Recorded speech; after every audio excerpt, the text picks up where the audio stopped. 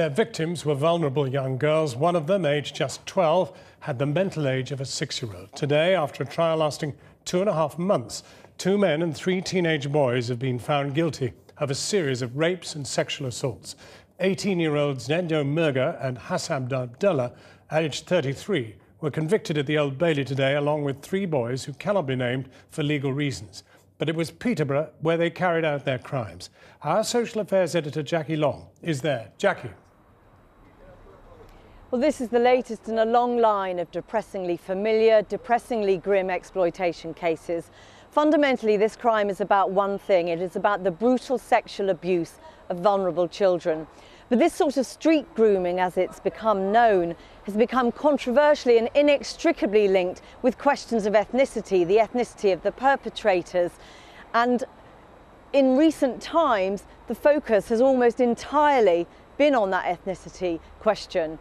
Now, this case is thought to be the first of its kind to involve a group of Roma men, and I've been on the streets of Peterborough today to gauge reactions to the verdict, and there's no question that this is feeding into an already tense debate about immigration levels here.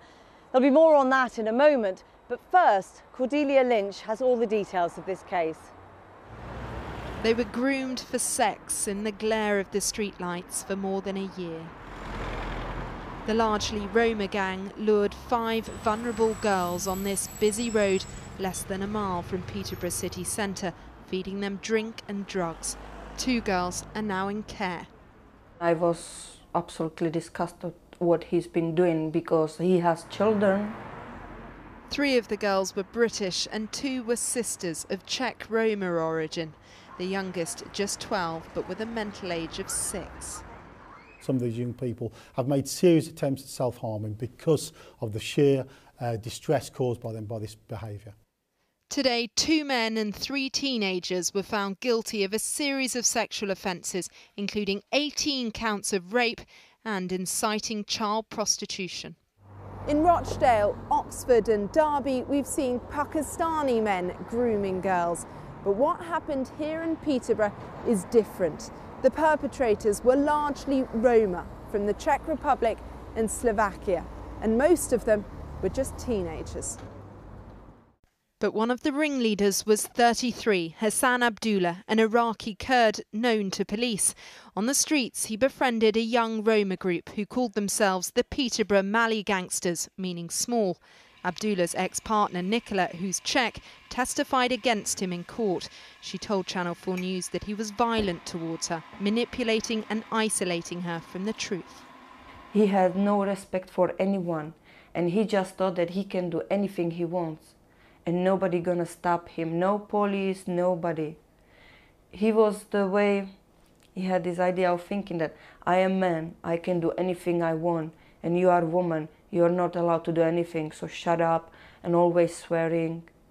And he was like, if you hurt me one time, I'll give you 100 times more back. There was another much younger boss, Zdeno Murga, a Roma boy known as Skinny, now 18. He was a show-off who wooed the girls and posted this video in 2012 at the time of the abuse. He was also a keen dancer, described as charismatic and controlling. In this playground in Peterborough's Central Park, his victim, who had severe learning difficulties, was gang raped and passed around for £20 a time. She told the court she felt dead. And more abuse took place at the home of Skinny's 33-year-old ally.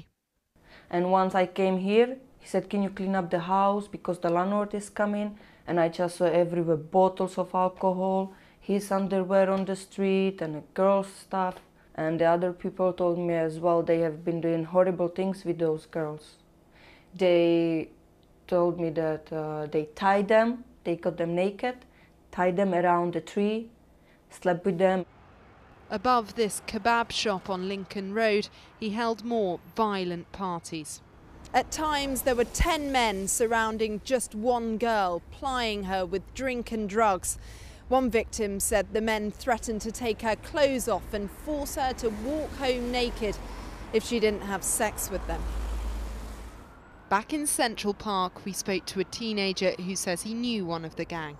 He described what he told him. There was this one girl and around 20 people, and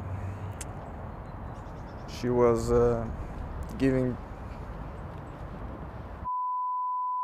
to everyone at start, apparently. I think he thought that it's kind of fun, like an action, kind of new experience maybe. The crimes went unnoticed on a street where groups of men chatting up girls is a common sight. Lincoln Road is also the heart of Peterborough's immigrant communities.